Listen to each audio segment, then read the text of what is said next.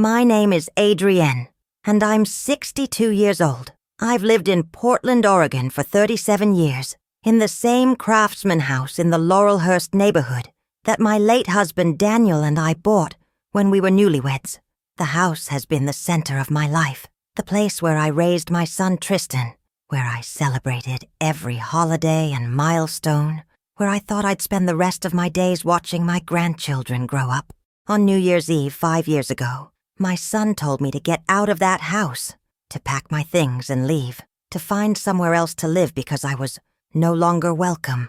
What he didn't know, what he couldn't have known, because he'd never bothered to ask or check or care, was that the house he was throwing me out of wasn't his house at all. It was mine, legally, financially, and in every way that mattered. And his decision to expel me from my own home that cold December night was about to cost him everything he thought he had. But I'm getting ahead of myself. Let me start at the beginning, because the story of how I ended up being thrown out of my own house by my own son is complicated, painful, and ultimately revealed truths about my family that I'd been refusing to see for years. It started 18 months earlier, on a warm summer evening in June. Tristan called me, his voice tight with stress, asking if we could meet for coffee.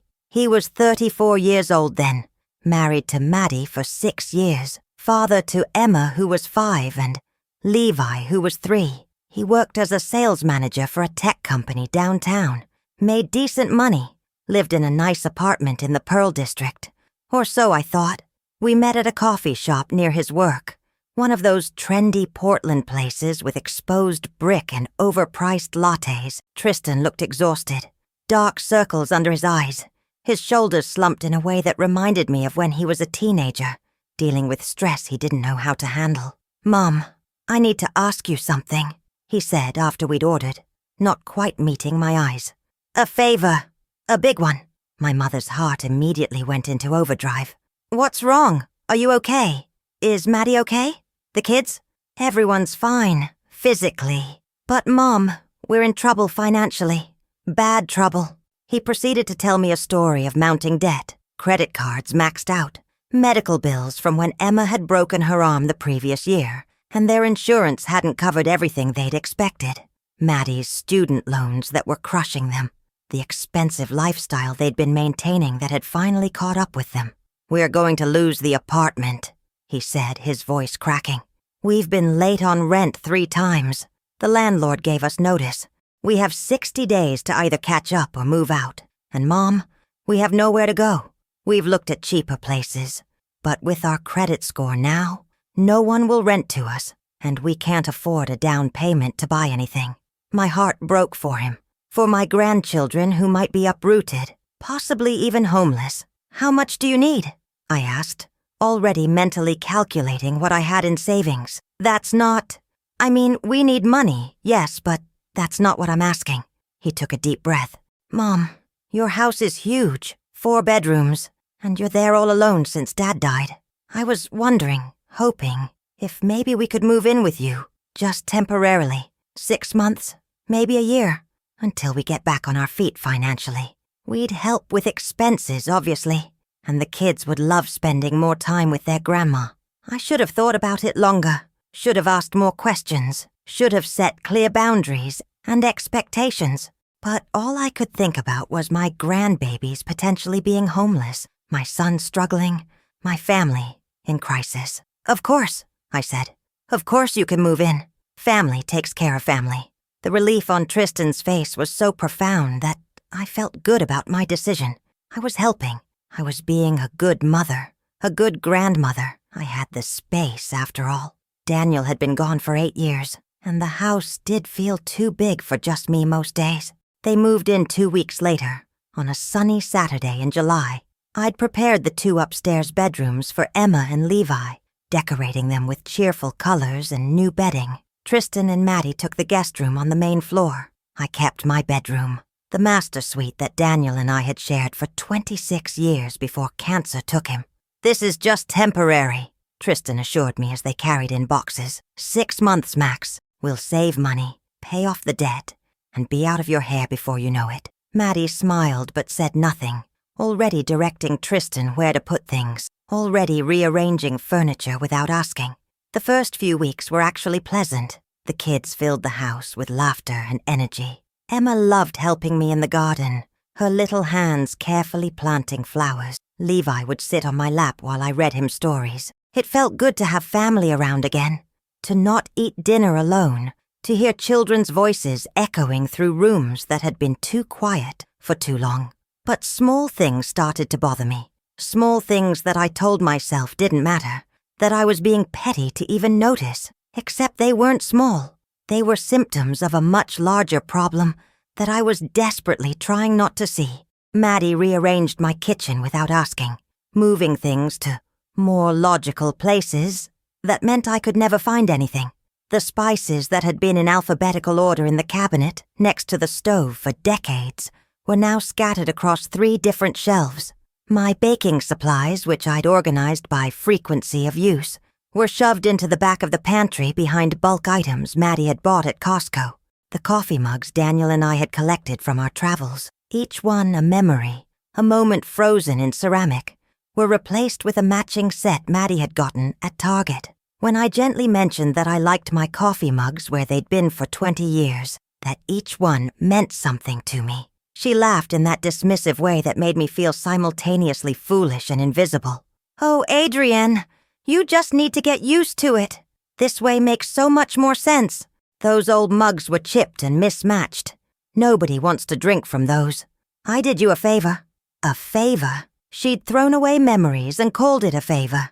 She started redecorating the living room, replacing my photos and artwork with her own. Family pictures from when Tristan was young disappeared from the mantel, replaced with professional photos of Maddie's family at some beach resort. The watercolor my mother had painted shortly before she died was taken down, stored somewhere I never found it. My bookshelf, carefully curated over 40 years of reading, was reorganized by color instead of by author or subject, making it impossible to find anything and destroying the logic I'd built into it. But the worst violation came on a Tuesday afternoon when I came home from running errands. The painting, our painting, Daniel's and mine, was gone. That seascape we'd bought on our honeymoon in Carmel, from a street artist whose name we never learned, but whose work captured something essential about that perfect week in 1987. The painting that had hung over the fireplace for 37 years, through everything: Tristan's childhood, Daniel's illness, my grief, my healing. The painting I looked at every morning with my coffee, remembering better days, and the man I'd loved, gone, replaced with some modern abstract piece Maddie had picked up at a yard sale, all harsh angles and clashing colors that hurt to look at. "Where's my painting?" I asked, my voice tight, trying desperately to keep my composure though I wanted to scream. "Oh, that old thing? I put it in the basement. It was so dated, Adrienne. Dark and depressing. This house needs updating, needs light and energy. Trust me, you'll thank me later. I have a real eye for design. Dated. Depressing. Our honeymoon. Reduced to decorating mistakes." Tristan was there sitting on the couch with his laptop, and he'd heard the entire exchange. I looked at him, waiting for him to say something, to defend the painting's sentimental value, to suggest maybe his wife should have asked before redecorating someone else's house, before throwing away pieces of my history. He glanced up, registered my distress, and then looked away, shrugged apologetically, and went back to scrolling on his phone, avoiding confrontation, choosing the path of least resistance. That's when I should have said something. That's when I should have drawn a line. But I didn't, because I kept telling myself it was temporary. 6 months, Tristan had said. I could tolerate almost anything for 6 months, if it meant helping my son and grandchildren. Except it wasn't 6 months. The temporary 6 months came and went. Tristan hadn't saved any money because Maddie kept spending. New clothes for the kids, new furniture for their room, dinners out several times a week. When I gently asked about their timeline for moving out, Tristan got defensive. "We're trying, Mom. It's not that easy. The economy is tough. We're doing our best."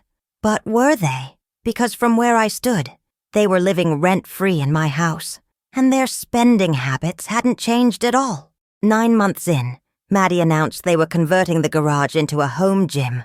Not asking. Announcing. "Excuse me," I said, standing in my kitchen, watching her sketch out plans on a notepad. "The garage. You never use it. Your car sits outside anyway. We need a workout space, and it's perfect. Tristan's already getting quotes from contractors." "Maddie, this isn't your house. You can't just renovate my property without asking." Her smile was sweet, but her eyes were hard. "Adrienne, we're family. We all live here. Don't be so possessive. Besides, it'll add value to the house." I wanted to scream that it was my house, that she had no right, that she'd been here 9 months and seemed to think she owned the place. But Tristan walked in at that moment, and when I tried to explain my concerns, he sighed like I was being difficult.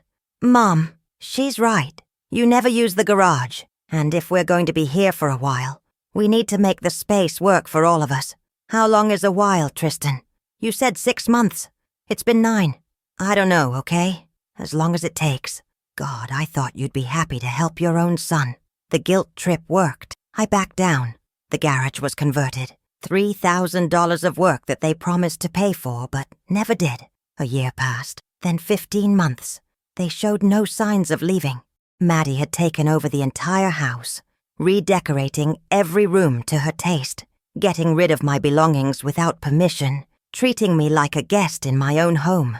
I started spending more time in my bedroom, the only space that still felt like mine. I ate dinner there often, not wanting to sit at my own dining table where Maddie held court, making decisions about my house, my utilities, my property.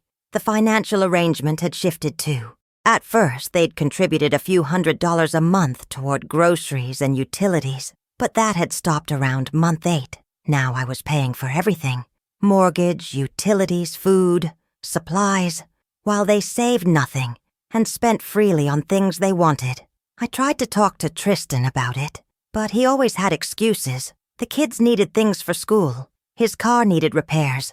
Maddie's mother had a birthday. Something always came up that meant they couldn't contribute that month, or the next month, or the month after that. "We'll catch up," he'd say. "Once I get my bonus. Once Maddie's dental work is paid off. Once things settle down."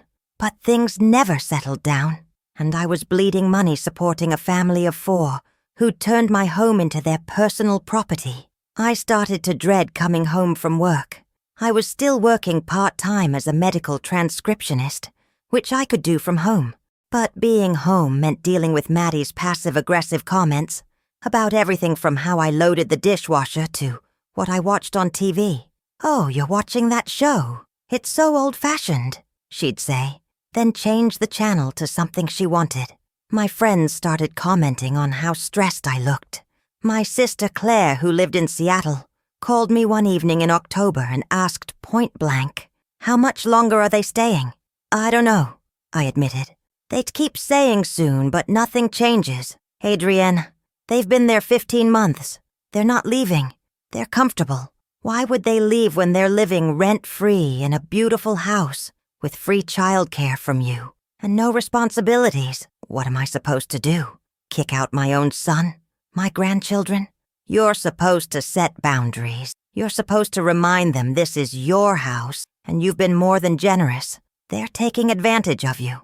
I knew she was right, but I didn't know how to fix it without destroying my relationship with my son, without being painted as the bad guy, without losing access to my grandchildren. Then came Thanksgiving. Maddie invited her entire family to my house for Thanksgiving dinner. Didn't ask. Invited. 12 people, including her parents, her siblings, their kids. I found out when I saw her making a shopping list for a turkey that would feed 20. "What's this?" I asked. "Thanksgiving.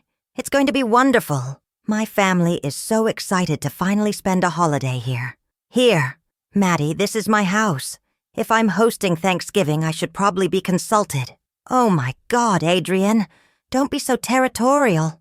It's a holiday. It's about family. You should be grateful we're including you. Including me. In my own house, for a holiday I would be cooking and paying for." I tried to talk to Tristan, but he sided with Maddie. "Mom, It's just one day. Can you please not make a big deal out of everything? Everything. As if this was a pattern of me being difficult rather than a pattern of them taking advantage. I hosted Thanksgiving, cooked for 20 people, cleaned for days beforehand, paid for everything, and barely got a thank you. Maddie's family treated me like the help, asking me to bring more drinks, to watch their kids, to clean up spills. At one point, Maddie's mother asked me if I could maybe stay in my room during dinner because they didn't have enough seating in my own house. That was when something shifted in me. I'd been accommodating, generous, understanding. I told myself I was being a good mother and grandmother, but I wasn't being taken care of. I was being used. After Thanksgiving, I started documenting everything, every expense I covered, every time they promised to contribute and didn't, every instance of Maddie treating my home like her own. I kept receipts, made notes, built a file, because somewhere deep inside, I knew this wasn't going to end well, and I needed to protect myself. December arrived, and with it came the holiday season. Maddie announced they'd be hosting a Christmas party. Again, not asking, just informing me that 50 people would be coming to my house on December 20th. Absolutely not, I said. Maddie, this has gone too far.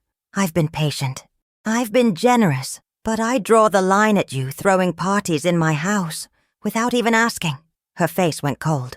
Your house? Tristan lives here. This is his home too. And I'm his wife. That makes it my home. No, it doesn't. Your guests here. Guests who've overstayed by more than a year. That night I heard Maddie and Tristan arguing in their room. Heard her saying I was impossible, controlling, ungrateful for their presence. Heard Tristan defending her, saying I was being unreasonable. The next morning, Tristan confronted me. Mom, we need to talk about your attitude. My attitude. Not their taking advantage. Not their failure to contribute. Not their complete disrespect for my home and my boundaries. My attitude. Tristan, you've been here 18 months. You said 6 months. You contribute nothing financially. Your wife has taken over my entire house. I'm not being unreasonable. I'm being taken advantage of, and I'm tired of it. His face flushed red. Taken advantage of? We're family. I can't believe you'd throw that in my face. All the sacrifices we've made. What sacrifices? You live rent-free. You eat food I buy. You use the utilities I pay for. What exactly have you sacrificed? The sacrifice of living with my controlling mother, who can't let go of the past. The words hit like a slap. We stared at each other, and I saw something in my son's eyes I'd never seen before. Resentment, entitlement, a belief that he deserved everything I'd given, and more. I think we need some space, I said quietly. I think it's time for you to find your own place. Are you serious? Where are we supposed to go? That's not my problem anymore, Tristan. You're 35 years old. You have a job. You have a wife. You need to figure it out. He stormed off. That evening, Maddie wouldn't speak to me. The children picked up on the tension and were quiet at dinner. I felt terrible, but also, for the first time in months, like I'd stood up for myself. The days between that confrontation and New Year's Eve were tense and cold. They were looking for apartments, supposedly, but every place was too expensive, or too small, or not in a good school district. The excuses piled up. I started looking into the legal process of eviction. In Oregon, I'd need to give them written notice, wait for the notice period to expire, and then potentially go to court if they refused to leave. It could take months, but I was prepared to do it, because I was done. Then came New Year's Eve. I'd made plans to spend the evening with my sister Claire and some friends at a restaurant downtown. A quiet, adult celebration to ring in the new year. I'd been looking forward to it all week. A chance to get out of the house, away from the tension. I was getting ready in my bedroom, putting on makeup, when Tristan knocked on my door. Mom, we need to talk. Can it wait? I have plans? No, it can't wait. I opened the door. He stood there with Maddie beside him, both of their faces set in identical expressions of determination. We've been talking, Tristan said, and we've made a decision. We think it's best if you moved out. I actually laughed. The absurdity of it. "Excuse me." "You heard me. You need to find somewhere else to live. This isn't working. You're making everyone miserable with your controlling behavior and your constant complaints. Maddie and I have discussed it, and we think the healthiest thing for everyone, including the kids, is for you to leave." I stared at my son, this person I'd raised, and couldn't quite believe what I was hearing. "Tristan, this is my house. Actually, we've been living here for 18 months. That establishes residency. And since we've been contributing to the household, you haven't contributed anything in over a year. We have just as much right to be here as you do. More, actually, since there are 4 of us and 1 of you. It just makes sense, Mom. You can find a nice apartment. Something smaller, easier to manage. It'll be good for you." Maddie nodded, her smile sympathetic but her eyes triumphant. "We really think this is for the best, Adrienne. Fresh start for everyone." The rage that filled me was like nothing I'd ever experienced, but I kept my voice calm, steady. "Get out of my room. Mom, we're trying to have a mature conversation. Get out of my room." They left. I sat on my bed, shaking. They were trying to throw me out of my own house. My house. The house I'd owned for 37 years. The house that was in my name, with my mortgage, my equity, my everything. Did they really think they could just take it? Did they really believe they had any legal right to it? I picked up my phone and called my friend James, who was a real estate attorney. Got him on the phone despite it being New Year's Eve. "James, I need legal advice. Now." I explained the situation. He listened, asked a few questions, and then said something that made my blood run cold. "Adrienne, do you have a will?" "Yes, of course. Daniel and I set one up years ago." "Does Tristan know he's the beneficiary? For the house?" "Well, yes. He's my only child. Of course he'd inherit." "Adrienne, I need you to listen very carefully. If Tristan knows he inherits the house, and if he and his wife are having financial problems, there's a possibility. And I'm not saying this is definitely happening, but there's a possibility that they're trying to establish some kind of legal claim or residence to complicate things." "Complicate what things?" "Inheritance. If something happened to you, Adrienne, if you were to die, that house goes to Tristan. And if they've established themselves as residents, as family members caring for you, it makes the transition even smoother." The implication hung in the air. I felt sick. "You're not suggesting." "I'm not suggesting anything. I'm just telling you to be very, very careful, and to make sure your will is airtight. And maybe, given the circumstances, to consider whether the current arrangement is in your best interest." After I hung up, I sat in silence for a long time. My son wouldn't hurt me. Would he? No, that was crazy. But would he try to manipulate me into leaving my own house so he could live here rent-free indefinitely, possibly trying to establish some claim? That seemed less crazy, especially with Maddie whispering in his ear. I heard voices downstairs, laughter. They were having people over. On New Year's Eve, in my house, without asking me. I walked downstairs. There were a dozen people in my living room, friends of Maddie's from the look of it. Music playing, drinks poured. Someone had rearranged my furniture again. Tristan saw me and walked over, his expression hardening. "Mom, we're having a small get-together. If you're not going to go to your plans, maybe you could just stay upstairs. Give us some space. This is my house, Tristan." "Oh my God, can you stop saying that? We live here. This is our home too." "No, it's not. And I want everyone to leave. Now." Maddie appeared at his elbow. "Adrienne, you're being completely unreasonable. It's New Year's Eve. We're allowed to have friends over." "In my house? Without asking?" "It's Tristan's house too." "No, it's not. And I want you to understand something very clearly." I kept my voice loud enough that everyone in the room could hear. "This house is mine. My name is on the deed. My name is on the mortgage. I've paid every bill, every tax payment, every insurance premium for 37 years. You are guests here. Guests who've overstayed their welcome by more than a year." The room had gone silent. Maddie's face was bright red. Tristan looked shocked. "You want to throw us out? On New Year's Eve?" Tristan's voice was rising. "Your own son. Your grandchildren. I want you to understand that you don't own this house. You don't have any claim to this house, and your complete lack of respect for me and my property has reached its limit. That's when Tristan said it. The words that would break our relationship, possibly forever. Get your things and leave, Mom, if that's how you feel. If you can't share your house with your own family, then get out. Take whatever you need and go. We'll be staying here, and you can find somewhere else to live. The room was silent. Everyone stared at us. I looked at my son, this man I didn't recognize, and made a decision. Fine, I'll leave. Tonight. But Tristan, you should know something. What? You're going to regret this. I went upstairs, packed a bag with clothes and toiletries and important documents. I grabbed my laptop, my phone charger, my medication.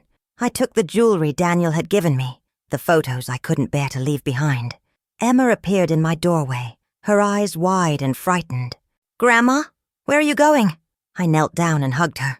I need to go away for a little while, sweetheart. But I love you very much. Don't forget that. Are you coming back? I don't know yet. I called my sister Claire. She was at a party but said she'd leave immediately, drive the 3 hours from Seattle to pick me up. I could stay with her as long as I needed. I walked downstairs with my suitcase. The party guests had left, probably uncomfortable with the family drama. Tristan and Maddie stood in the living room, watching me. I'm leaving, I said. But I'm giving you both 30 days notice, legal notice. You need to be out of this house by the end of January. You can't evict us, Maddie said. We have rights. You have no rights. This isn't your house. It never was. And if you're not out in 30 days, I'll file formal eviction proceedings. This is unbelievable, Tristan said. You're choosing a house over your own family. No, Tristan. You chose entitlement and disrespect over family. You chose to take advantage of my generosity for 18 months.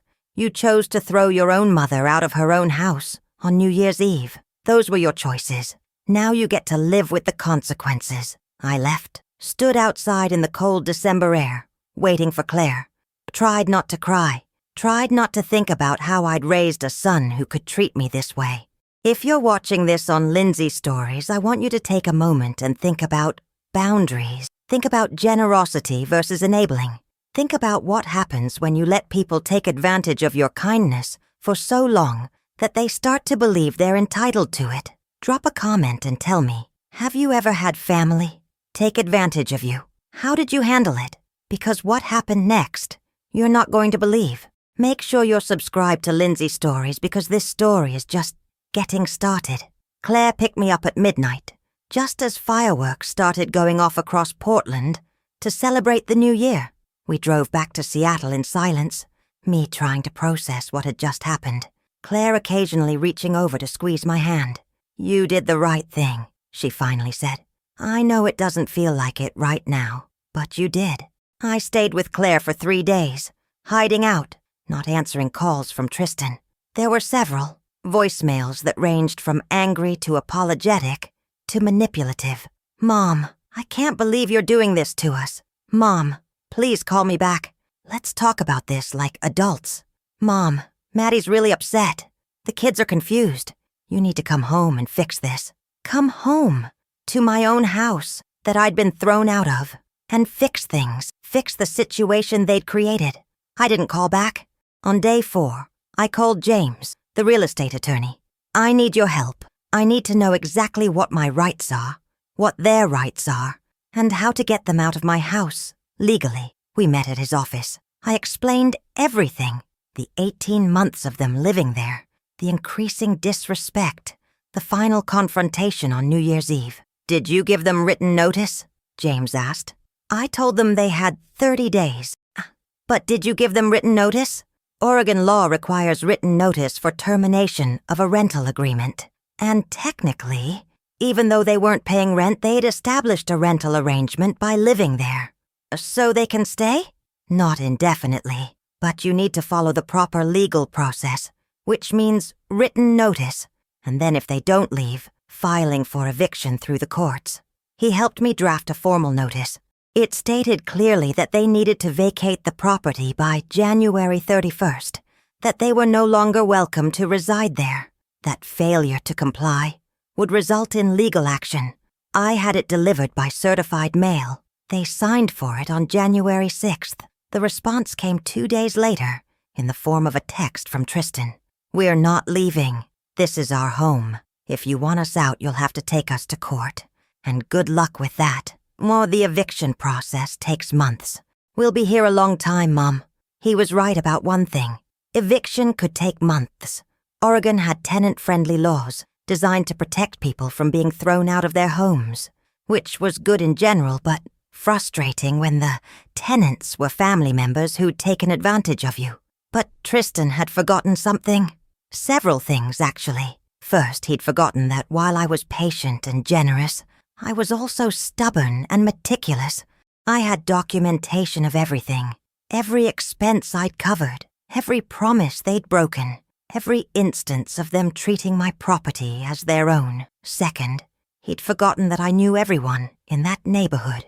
I'd lived there for 37 years. I knew the neighbors, the mail carrier, the local shop owners, and several of them had witnessed the moving trucks, the construction on the garage, the parties. They'd be happy to provide statements if needed. Third, and most importantly, he'd forgotten something crucial about the house itself. The house was mine, legally, completely mine. But after Daniel died, I'd had it reassessed and discovered it was worth significantly more than we'd paid for it. The Portland housing market had exploded over the past decade. That house, which we'd bought for $180,000 in 1987, was now worth $950,000, nearly $1 million. And Tristan was living in it, with his family, refusing to leave, possibly believing that eventually he'd inherit it anyway. So why not just settle in permanently? I made another call, this time to a different kind of attorney, an estate planning specialist named Margaret Chen. I'd worked with her years ago when Daniel died, and I'd needed to update my will.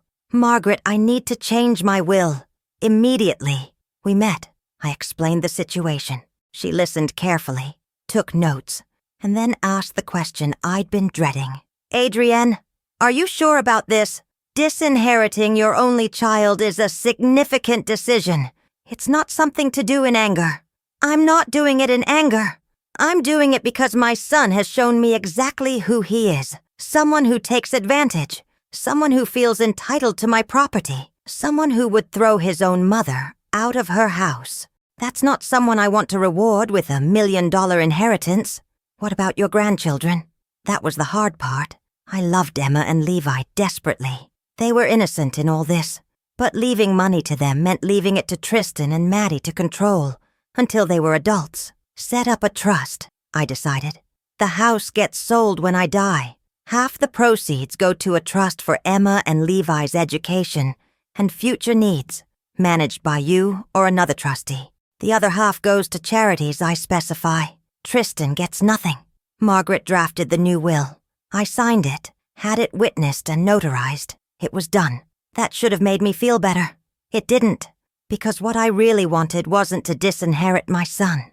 What I wanted was my son back, the boy who'd been kind and thoughtful, the young man who'd called me for advice and help, not this entitled stranger who'd been influenced by his manipulative wife into believing he had a right to everything I owned.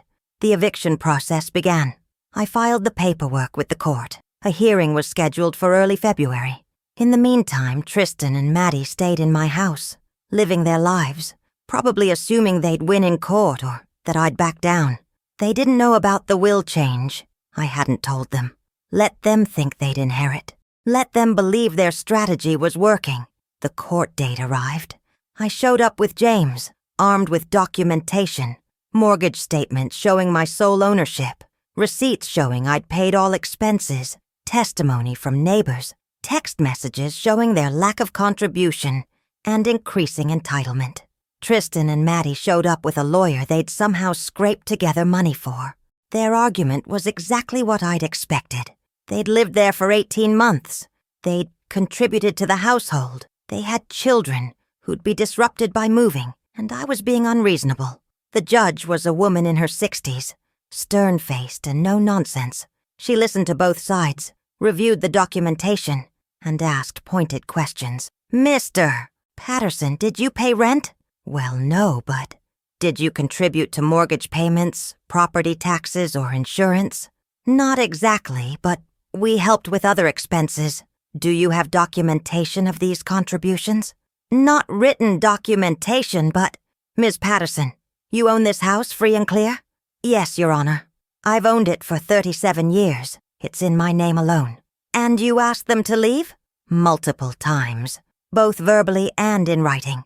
The judge made her decision quickly.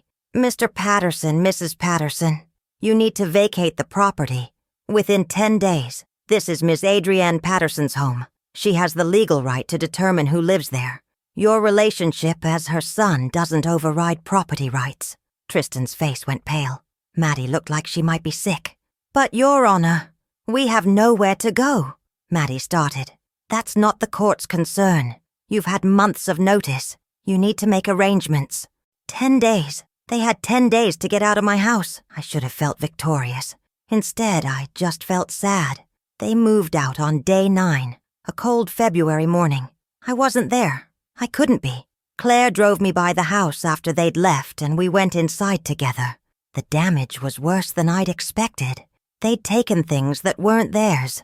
Furniture, artwork, even some of Daniel's belongings I'd stored in the basement. They'd left the house filthy, garbage everywhere, walls damaged, carpet stained. The worst part was finding Emma's drawing on the refrigerator, a family picture with stick figures. Grandma, Daddy, Mommy, me, and Levi. She'd drawn a heart around all of us. I took the drawing down and cried for the first time since New Year's Eve. The next few weeks were spent cleaning, repairing, and trying to reclaim my space. Friends helped. Claire came down for weekends. Slowly, the house started to feel like mine again. I changed the locks, updated my security system, made it clear through my attorney that Tristan wasn't welcome on the property. He tried calling. I didn't answer. He sent texts. I blocked him. He sent letters. I returned them unopened. 2 months after they moved out, Claire asked me the question I'd been avoiding. Do you regret it? Standing up to him? No. I regret that it came to that. I regret that my son turned into someone who could treat me that way. But standing up for myself? No. That I don't regret. Have you thought about reconciliation? Eventually, he'd have to apologize. Really apologize. Acknowledge what he did. Show genuine remorse. And I don't think he's capable of that. Not with Maddie in his ear, telling him I was the villain. 3 months after they moved out, I got a call from an unknown number. Against my better judgment, I answered. Grandma? Emma's voice, small and scared. My heart clenched. Emma? Sweetheart, how are you? I miss you. Mommy says you don't want to see us anymore. That's not true, honey. I miss you and Levi so much. Can I come visit? I don't know, sweetheart. That's something your parents would have to decide. I heard the phone being taken away. Maddie's voice came on, saccharine sweet. Adrienne, I hope you're happy. You've broken your granddaughter's heart. She cries for you every night. But you chose a house over family, so you'll have to live with that. She hung up. I sat in my house, my beautiful house that I'd fought for, and wondered if the cost had been too high. But then I thought about 18 months of being disrespected, of being taken advantage of being told to leave my own home. And I knew that standing up for myself had been necessary, even if it was painful. 4 months after they moved out, I learned through Claire, who'd run into Maddie's sister at a grocery store, that Tristan and Maddie had split up, apparently. The stress of finding a place to live, combined with their existing financial problems, had been too much for their marriage. Maddie had moved back in with her parents, taking the kids. Tristan was living in a studio apartment, working extra hours to afford child support. Part of me felt vindicated. The marriage that had seemed so solid, that Maddie had used to justify taking over my home, had fallen apart without my financial support propping it up. Another part of me felt sad, for my grandchildren caught in the middle, for my son, struggling, even for Maddie, who'd made terrible choices, but was still a mother trying to provide for her kids. But mostly, I felt free. I redecorated the house, restoring it to how Daniel and I had it. Our painting went back over the fireplace. My kitchen returned to my organization. My space was mine again. I started hosting friends for dinner again, joined a book club, took a pottery class, did all the things I'd stopped doing because I'd been too stressed and too busy subsidizing my son's family. 6 months after they moved out, I got a letter. Not from Tristan, from Emma. It was written in careful, childish handwriting. Dear Grandma, I miss you. Mommy and Daddy don't live together anymore. Mommy says you're mean, but I don't think so. I remember you reading me stories and planting flowers with me. I love you. Love, Emma. I cried reading that letter. Cried for the relationship I'd lost with my grandchildren. Cried for the mess Tristan and Maddie had created that Emma and Levi were suffering through. I wrote back, a carefully worded letter that Claire reviewed before I sent it. Told Emma I loved her and Levi very much, that I missed them, that I hoped someday we could see each other again. I sent it to Maddie's parents' address, hoping it would reach Emma. I never got a response. 8 months after they moved out, I ran into Tristan at a grocery store. We literally almost collided turning a corner with our carts. Mom, he said, his face going through several expressions: surprise, anger, shame, sadness. Tristan. We stood there awkwardly, other shoppers navigating around us. How are you? He finally asked. I'm well. You? I'm managing. Living on my own now. Maddie and I are divorced. Or almost. It's complicated. I heard. I'm sorry. Are you? Because you kind of caused it. The anger flared instantly. I caused it? Tristan, I didn't do anything except set boundaries after 18 months of being taken advantage of. You threw us out. You told me to leave. My own house. On New Year's Eve. I'll never forget that, Tristan. Never. He looked away. I was angry. Maddie was in my ear. It was a bad situation. It was a situation you created by overstaying, not contributing, and disrespecting me repeatedly. I know. I've had a lot of time to think about it. Living alone, paying my own rent, struggling to make ends meet. I get it now. What we did to you. Was this an apology? It sounded like the beginning of one. The kids miss you, he continued. Emma especially. She talks about you all the time. My heart ached. I miss them too. More than you know. Maybe we could work something out. Supervised visits or something. I know Maddie wouldn't agree, but I have custody every other weekend. You could see them then. I wanted to say yes immediately, but I held back. Tristan, if we're going to rebuild any kind of relationship, I need you to understand something. What happened wasn't okay. You can't treat people like that and then expect everything to just go back to normal. I know. I'm working on it. I'm in therapy, actually. Trying to figure out how I became someone who could do that to his own mother. That surprised me. Therapy? Yeah, court-ordered initially for the divorce. But it's been helpful. Made me realize a lot of things about myself. About how I let Maddie control everything. About how I stopped thinking for myself. We talked for another 10 minutes, there in the grocery store aisle. Made tentative plans for me to see Emma and Levi the following weekend. Agreed to take things slow. It wasn't reconciliation. Not yet. But it was a start. That visit with the kids was bittersweet. Emma ran to me immediately, wrapped her arms around me, and wouldn't let go. Levi was more reserved, almost 5 now, and barely remembering the time we'd lived together. We spent the afternoon at a park, then got ice cream. I didn't ask about Maddie or the divorce or any of the difficult topics. I just tried to be Grandma again. When I dropped them back at Tristan's apartment, Emma cried and begged me not to leave. I'll see you again soon, I promised. Your daddy and I are working it out. Driving home, I felt both happy and heartbroken. Happy to have seen my grandchildren. Heartbroken at what had been lost and might never be fully recovered. The visits became regular. Every other weekend when Tristan had the kids, I'd spend time with them. Sometimes at his apartment, sometimes at my house, sometimes on outings. Tristan and I talked more. Carefully, both of us cautious, testing the waters of rebuilding trust. He apologized finally. A real apology. Mom, I'm so sorry. For all of it. For taking advantage. For disrespecting you. For listening to Maddie when I should have listened to my own conscience. For throwing you out of your own home. I can't believe I did that. I can't believe I became that person. I accepted his apology, though I told him honestly that forgiveness would take time. A year after they moved out, I took Emma and Levi to the beach for a weekend, just the three of us. We built sand castles, collected shells, and stayed in a small motel that thrilled them because they got to sleep in a room with 2 beds.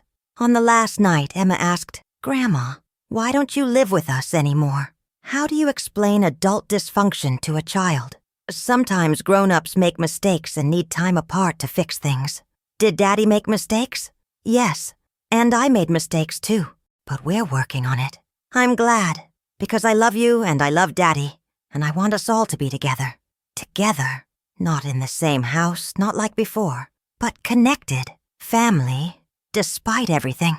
I realized something on that trip. Tristan's behavior, awful as it had been, had stemmed from a place of desperation and poor judgment, not from genuine malice. He'd been manipulated by Maddie, yes, but he'd also made his own choices. And now he was dealing with the consequences. Divorce, financial struggle, limited time with his kids. And I was dealing with my consequences, a strained relationship with my son, limited access to my grandchildren, the knowledge that I'd had to choose between my dignity and family peace. But here's the thing about consequences. They're not always punishment. Sometimes they're clarity. Sometimes they're growth. Sometimes they're necessary for real change. Standing up to Tristan that New Year's Eve had been the hardest thing I'd ever done, but it had shown him that I wasn't a doormat, that generosity has limits, that love doesn't mean tolerating disrespect, and maybe, just maybe, it had taught him lessons about entitlement, responsibility, and respect that would serve him and his children better in the long run. I still own the house, still live in it alone, still love every creaky floorboard and familiar corner. It's mine, earned and fought for.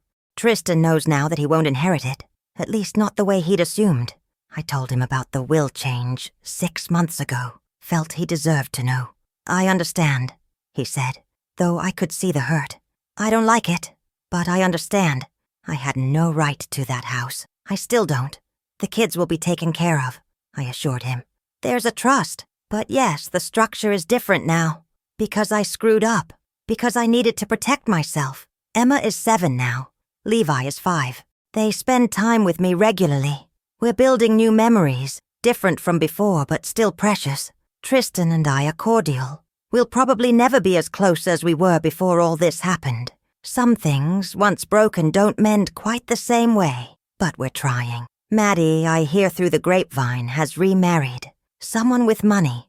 Good for her, I suppose. She got what she wanted. Someone to fund her lifestyle. Just not from my son or my house. Looking back on everything that happened, I don't regret standing my ground. I don't regret leaving on New Year's Eve when my own son told me to get out. I don't regret the eviction, the court battle, or the will change, because here's what I learned. Sometimes the most loving thing you can do is stop enabling. Sometimes protecting yourself means setting boundaries that feel cruel, but are actually healthy. Sometimes you have to let people face consequences so they can grow into better versions of themselves. If you're watching this on Lindsay Stories, and you've stayed with me through this entire journey, thank you. Thank you for listening to my story, for understanding why I made the choices I made, for recognizing that standing up for yourself doesn't make you selfish, it makes you strong. If you're dealing with family members who take advantage of your generosity, who treat your kindness as weakness, who believe they're entitled to everything you have, I hope my story gives you permission to set boundaries, to say no, to protect yourself. Drop a comment and let me know your thoughts. Have you ever had to choose between family peace and your own dignity? Share your story. Share this video with someone who needs to hear it. And make sure you're subscribed to Lindsay Stories because stories like this need to be told. My name is Adrienne. I'm 62 years old. I live in Portland, Oregon, in a house I've owned for 37 years. A house my son tried to take from me. A house I fought for and won. I'm a mother, a grandmother, a survivor of family exploitation. I'm someone who learned that you can love someone deeply and still not tolerate their bad behavior.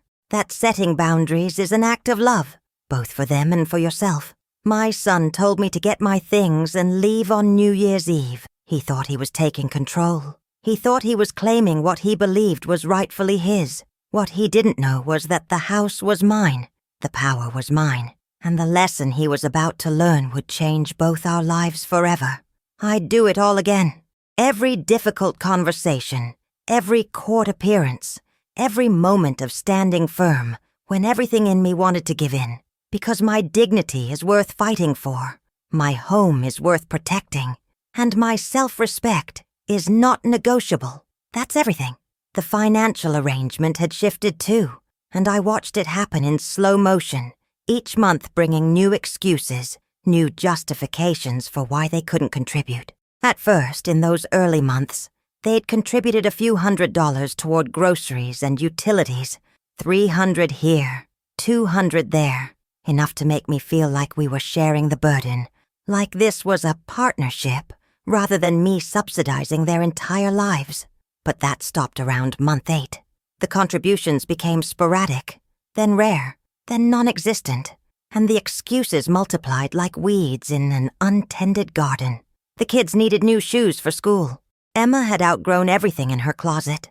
Levi needed speech therapy that insurance only partially covered. Tristan's car needed a transmission repair, $4,000 that appeared on a credit card statement I accidentally saw on the counter. Maddie's mother had a birthday, and they had to get her an expensive gift because her siblings were all successful, and they couldn't look poor in comparison. Christmas was coming, and they needed to buy presents. The holidays had passed, and they needed to recover financially. Tax season hit, and they owed money. Summer arrived, and the kids needed camp. Something always came up that meant they couldn't contribute that month, or the next month, or the month after that. "We'll catch up," Tristan would say, his voice carrying less conviction each time. "Once I get my bonus in December. Once Maddie's dental work is paid off. Once we finish paying back that loan. Once things settle down." But things never settled down. The goalpost kept moving. December's bonus got spent on a family vacation to Disneyland that Maddie insisted the kids deserved. The dental work was followed by Maddie needing a new wardrobe for work. The loan was paid off, but immediately followed by a new loan for furniture they needed for their room. And through it all, I was bleeding money. The mortgage on a house I'd owned free and clear for 8 years before refinancing to help pay for Daniel's cancer treatment. That mortgage was mine to pay. The property taxes, which had tripled over the years as Portland's housing market exploded, mine. The insurance premiums, the utilities that had doubled with 4 additional people using water, electricity, heat, the groceries for 6 instead of 1, the higher water bills from constant laundry, the increased trash service, the lawn maintenance that Tristan had promised to handle but never did, so I had to pay someone, the repairs on appliances that wore out faster with heavy use. I calculated it once, sitting at my kitchen table at 2 in the morning when I couldn't sleep, adding up all the expenses on my laptop spreadsheet. In the first year they lived with me, I'd spent an additional $48,000 supporting them. $48,000, more than Tristan's entire annual salary after taxes. And they'd contributed maybe $4,000 total in those 12 months. I looked at that number and felt physically ill. Not because of the money itself, though, that hurt, but because of what it represented. They were taking advantage of me, systematically, continuously, without shame or apparent intention of stopping. I tried to talk to Tristan about it, but he always had defensive responses ready, like he'd been rehearsing them. "Mom, raising kids is expensive. You don't understand because it's been so long since I was young." "Mom, we're trying. It's not like we're going on vacations or buying luxury items." This was 3 weeks after the Disneyland trip, but I didn't mention it. "Mom, I thought family helped each other without keeping score. Are you really going to nickel and dime your own son?" That last one especially stung. Nickel and dime, as if expecting some contribution toward the roof over their heads, the food in their mouths, the utilities they used daily was petty accounting rather than basic fairness. I started to dread coming home from work. I was still working part-time as a medical transcriptionist, work I could do remotely from home, transcribing doctor's notes and medical records. It was flexible. It paid reasonably well for part-time work, and I'd been doing it for 15 years. I liked the work, liked feeling useful and independent, but being home meant dealing with Maddie's passive-aggressive comments about everything from how I loaded the dishwasher to what I watched on television. It meant walking into my own living room and being made to feel like an intruder in my own space. "Oh, you're watching that show? It's so old-fashioned," she'd say, then change the channel to something she wanted without asking if I minded, which I did, very much. "You really shouldn't eat so much sugar at your age, Adrienne," she'd comment when I had dessert, as if I were a child needing dietary management, rather than a 61-year-old adult who could make my own choices. "Do you really need to use so much hot water? The utility bills are getting expensive." This from the woman who took 40-minute showers daily and ran the washing machine twice a day for her and the kids' constant wardrobe changes. Every comment was designed to make me feel like I was the problem, like I was the one who didn't belong, like I should be grateful they tolerated my presence in my own home. My friends started commenting on how stressed I looked. My best friend Patricia, who I'd known since college, pulled me aside after book club one evening in October. "Adrienne, you look exhausted. Is everything okay?" "I'm fine. Just busy with work and helping with the grandkids." "Helping? From what you've told me, you're not helping. You're subsidizing their entire existence while they take over your house." I bristled defensively, the way you do when someone says out loud the thing you've been trying not to think. "It's not that bad, isn't it? You've mentioned Maddie redecorating without permission, Tristan not contributing financially, you paying for everything, you being uncomfortable in your own home. Adrienne, when does this end?" "Soon. They're looking for a place." Patricia gave me a look that said she didn't believe me, and honestly, I didn't believe myself either. My sister Claire, who lived in Seattle, called me one evening in October and asked point blank, "How much longer are they staying?" "I don't know," I admitted, because lying to Claire had never worked. She could read me too well, even over the phone. "Adrienne, they've been there 15 months. They're not leaving. They're comfortable. Why would they leave when they're living rent-free in a beautiful house, with free childcare from you whenever they want it, with all their expenses paid, and no responsibilities? What am I supposed to do? Kick out my own son? My grandchildren? You're supposed to set boundaries. You're supposed to remind them this is your house, and you've been more than generous. You're supposed to expect them to contribute or leave. They're taking advantage of you, and they're going to keep doing it until you make them stop. I can't just throw them out." "You're not throwing them out. You're enforcing the terms of an arrangement that was supposed to be temporary. There's a difference."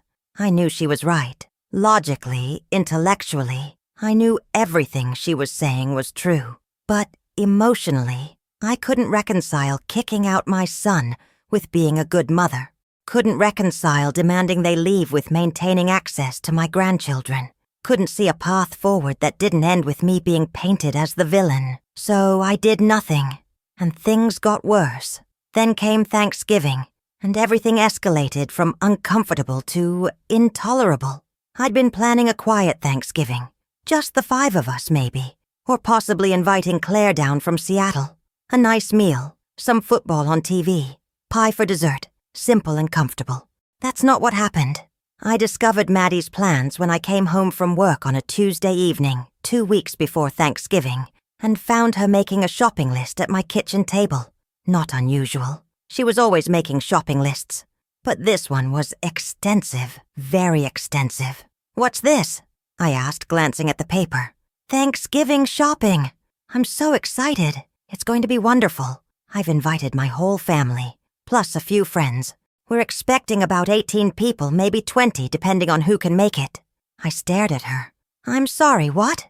"Thanksgiving. Here. It's going to be so fun. My family's been dying to see the house, and this is the perfect opportunity to host. I've already planned the menu. Turkey, obviously, but also a ham because my dad doesn't like turkey. And then sides, so many sides, and 3 kinds of pie and— Maddie, I interrupted her enthusiastic planning. This is my house. If I'm hosting Thanksgiving, I should probably be consulted. Her smile dimmed slightly, annoyance flickering across her face before she smoothed it back to pleasant. Oh my God, Adrienne. Don't be so territorial. It's a holiday. It's about family. You should be grateful we're including you. Including me, in my own house, for a holiday I would be cooking and paying for. I haven't agreed to host 20 people. That's a massive undertaking. The cooking alone. Oh, don't worry. I'll help. Well, I'll supervise. And my mom will bring a casserole. It'll be great. She'd help. She'd supervise. In my kitchen with my food. That I'd be buying. I tried to talk to Tristan, cornering him in the garage where he was supposedly working on organizing things. But actually just scrolling on his phone. Tristan. Maddie invited her entire family for Thanksgiving. To my house, without asking me. He barely looked up. Yeah, I know. It'll be nice to have everyone together. Did you think to ask if I wanted to host 20 people? Mom, it's just one day. Can you please not make a big deal out of everything? Everything. As if this was a pattern of me being difficult, rather than a pattern of them being completely disrespectful of boundaries. I'm not making a big deal. I'm asking to be consulted before major decisions about my own home. It's Thanksgiving. It's about family and gratitude. Maybe you could try being a little more grateful that you have family who wants to spend the holiday with you. The manipulation was so smooth I almost missed it. Somehow, my reasonable objection to hosting a large gathering I hadn't agreed to had been turned into me being ungrateful for family. I hosted Thanksgiving, cooked for 23 people. The count kept going up as Maddie kept inviting more. Cleaned for days beforehand, scrubbing my house to make it presentable for people who would judge me, judge my home, judge every detail. Paid for everything, because when I suggested Maddie's family contribute to the grocery bill, she looked horrified and said, "You invite people to your home and then charge them? That's so tacky, Adrienne." The day itself was a nightmare. Maddie's family arrived and treated me like staff. Her mother actually asked me 3 times to bring more drinks, as if I were catering rather than hosting. Her father criticized everything from the temperature of the turkey to the football game I had on TV. Her siblings let their children run wild through my house, touching everything, breaking a lamp that had belonged to my grandmother. And when I gently asked them to be more careful, Maddie's sister said, "Kids will be kids. Maybe you shouldn't have such fragile things out if you're going to have children in the house." Fragile things? In my house? That I'd lived in for 37 years without anyone breaking my grandmother's lamp. At one point during dinner, Maddie's mother actually asked me if I could maybe stay in my room for a bit, because they needed to have family discussions, and it would be easier without me there. Family discussions. That excluded me. In my own house. At Thanksgiving dinner I had cooked and paid for. I excused myself to the kitchen, stood by the sink, and gripped the counter so hard my knuckles went white. I could hear them through the doorway, laughing and talking, completely comfortable in my space, acting like I was the outsider, rather than the owner of the home they were treating like a community center. That was the moment. That was when something fundamental shifted inside me. When the accumulation of 18 months of small disrespects, boundary violations, financial exploitation, and emotional manipulation reached critical mass. I'd been accommodating, generous, understanding. I told myself I was being a good mother, a good grandmother, putting family first like I'd been raised to do. Daniel would have wanted me to help our son, I told myself. This is what family does. But I wasn't being taken care of. I wasn't being valued or respected or even minimally appreciated. I was being used, systematically and unapologetically used, and I was done. After Thanksgiving, after Maddie's family finally left taking leftovers that I'd paid for, after hours of cleaning up the mess they'd made, I sat down at my computer and started documenting everything, every expense I'd covered, every time they'd promised to contribute and didn't, every instance of Maddie treating my home like her own, every boundary violation, every passive-aggressive comment, every manipulation. I kept receipts, made notes, built a comprehensive file of their 18 months of taking advantage of me.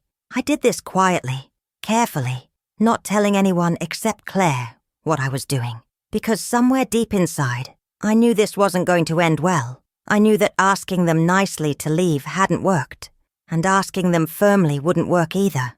I knew that, eventually, I would need to take legal action.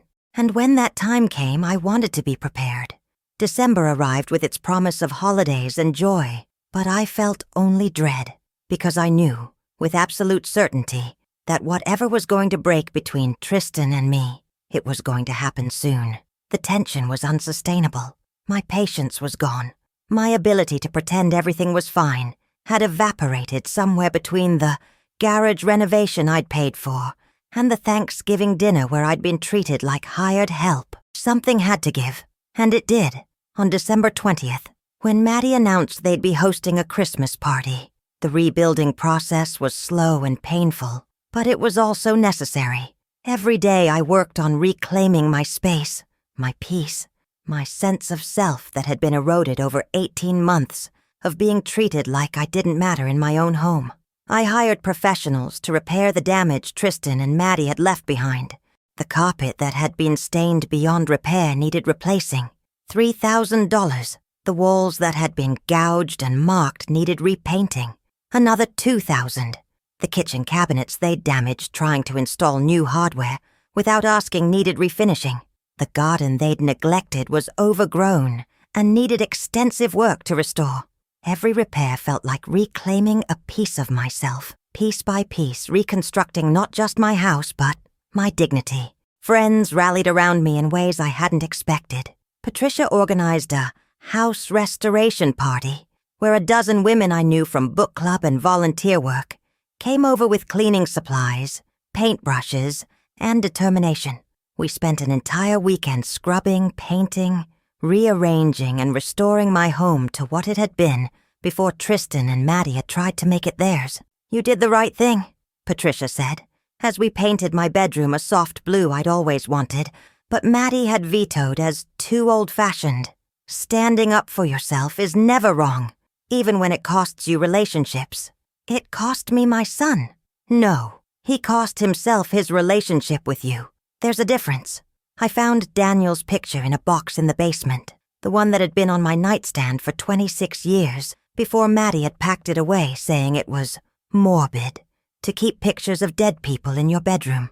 I put it back where it belonged, next to my bed, where I could see his smile first thing every morning and last thing every night. The painting from our honeymoon I found wrapped in a garbage bag in the furthest corner of the basement. Like Maddie had been planning to throw it away, but hadn't gotten around to it. The frame was cracked, but the painting itself was intact. I had it professionally restored and reframed, and it went back over the fireplace where it had always belonged. Every piece of my history that they had erased, I brought back. Every choice they'd made without me, I undid. Slowly, room by room, my house became mine again. But the emotional restoration was harder than the physical. Because even though I knew intellectually that I'd done the right thing, my heart still ached every time I passed Emma's empty room, remembered her laughter, missed the weight of Levi on my lap during story time. I grieved, not just for the grandchildren I couldn't see, but for the son I'd thought I had, the man I'd raised who I'd believed shared my values of respect, gratitude, and integrity. That person, I realized, had either never existed or had been so thoroughly corrupted by Maddie's influence that he was unrecognizable. Therapy helped.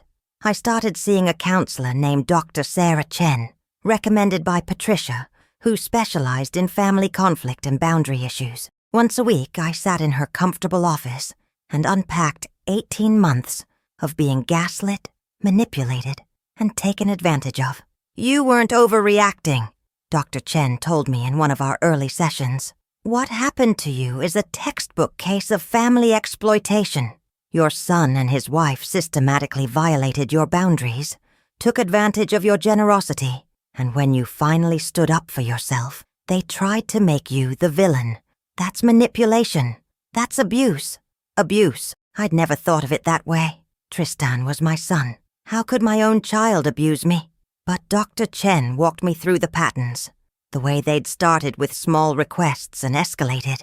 The way they'd made me feel guilty for setting boundaries. The way they'd isolated me in my own home, making me uncomfortable in my own space, until I retreated to my bedroom, like a guest. The way they'd reframed every legitimate complaint I had as me being difficult, controlling, unreasonable. Classic emotional manipulation, she explained. And it worked because you loved them, because you wanted to believe the best of them, because you'd been raised to put family first, even at the expense of your own well-being. Understanding helped, but it didn't stop the hurt. It didn't bring back the relationship I'd lost with my grandchildren. Didn't repair the damage to my relationship with Tristan. Didn't undo the pain of being thrown out of my own home by my own son. But it did help me forgive myself for not seeing it sooner, for not standing up to them earlier, for allowing myself to be used for so long. You were trying to help your family, Dr. Chen said. That's not a character flaw. That's love. They exploited that love, and that's on them, not you. The legal aftermath continued for months. Tristan and Maddie tried to contest some of the court's decisions, claiming they'd made improvements to the property and deserved compensation. My attorney James shut that down quickly, pointing out that all modifications had been made without the owner's permission and therefore constituted property damage rather than improvements. They tried to claim I owed them for the time they'd spent caring for me, as if I were an invalid who needed looking after, rather than a healthy, independent woman they'd been living off of. James demolished that argument too, showing documentation of my work history, my financial independence, my complete lack of need for any kind of care. Every legal challenge they made failed. Every attempt to paint themselves as victims backfired. The court saw through them, and eventually they stopped trying.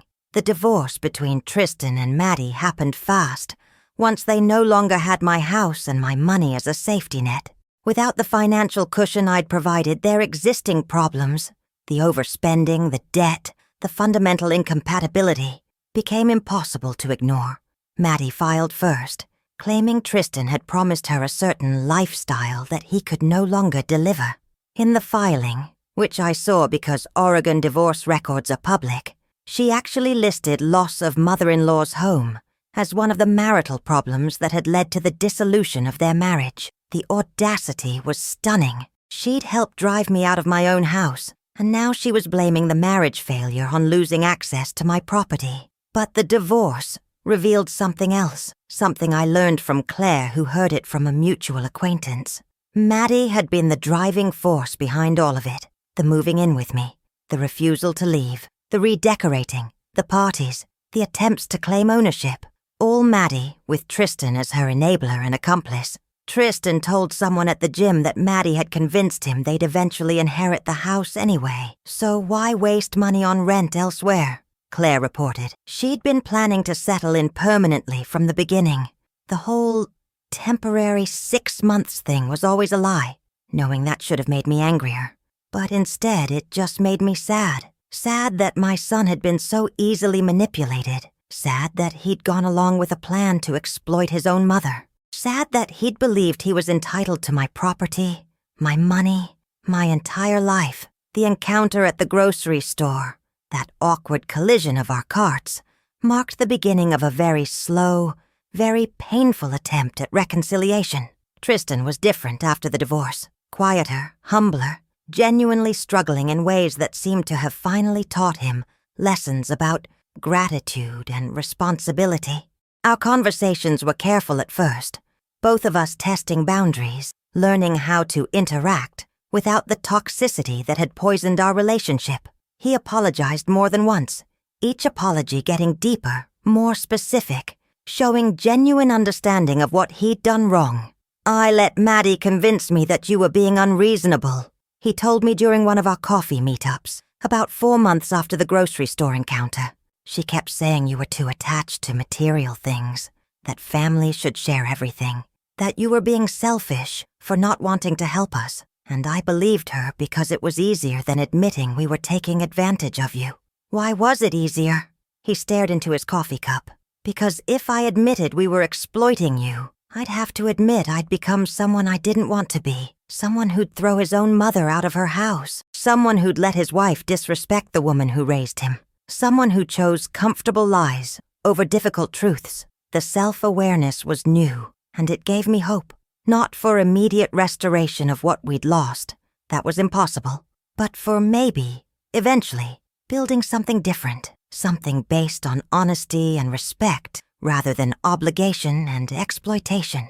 The visits with Emma and Levi became the highlights of my life. Watching them grow, being part of their lives again, even in this limited way, filled some of the emptiness that had been carved out during those months of separation. Emma, now 7, had become more observant, more aware of adult dynamics. She asked questions I struggled to answer honestly, without bad-mouthing her mother. Why don't you and Daddy live together anymore? Sometimes grown-ups make choices that mean they need to live separately. Was it because of Mommy? How do you tell a 7-year-old that yes, it was partly because of her mother's manipulation and partly because of her father's weakness, without making her feel like she was caught in the middle? It was because of choices lots of grown-ups made, including me. But it doesn't change how much I love you. I wish we all lived together again, in your big house. It was fun there. My heart broke a little. I know, sweetie. But sometimes things change and we have to adjust. Levi, at 5, remembered less of those 18 months, but loved coming to Grandma's house for visits. We baked cookies together, read stories, planted flowers in the garden. Simple things, but they meant everything. And slowly, painfully, I began to build a relationship with my son again. Not the relationship we'd had before. That was gone, destroyed beyond repair. But something new, something more honest, even if it was less close. He still didn't fully understand, I didn't think. He apologized, yes, but there was still a part of him that seemed to think I'd overreacted, that I'd been too harsh, that I'd chosen a house over family. But I hadn't. I'd chosen dignity over exploitation, self-respect over being used. Boundaries over unlimited tolerance. Those were necessary choices, even when they hurt. A year and a half after they'd moved out, I sat in my living room with Emma and Levi, watching them play a board game on the floor, and felt something close to peace. Not complete happiness. There was still too much pain, too much loss, but peace. A sense that I'd survived something difficult and come out the other side still standing. The house around me was mine again. Every room, every corner, every memory restored or created anew. The painting over the fireplace. My kitchen organized my way. My books arranged how I wanted them. Daniel's picture by my bed. My space, my rules, my life.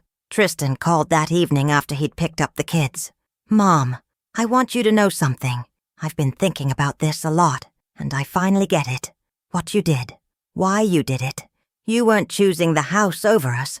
You were choosing yourself, your right to be treated with respect. And I should have understood that from the beginning. It was the closest he'd come to truly understanding. Maybe it was as close as he'd ever get. Thank you for saying that. I don't know if we'll ever be as close as we were before. I broke something, and I'm not sure it can be completely fixed. No, I agreed. It can't be fixed to how it was.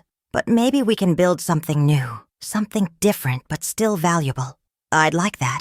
So would I. After we hung up, I sat in the quiet of my house, my beautiful house that I'd fought for and won, and thought about everything that had happened.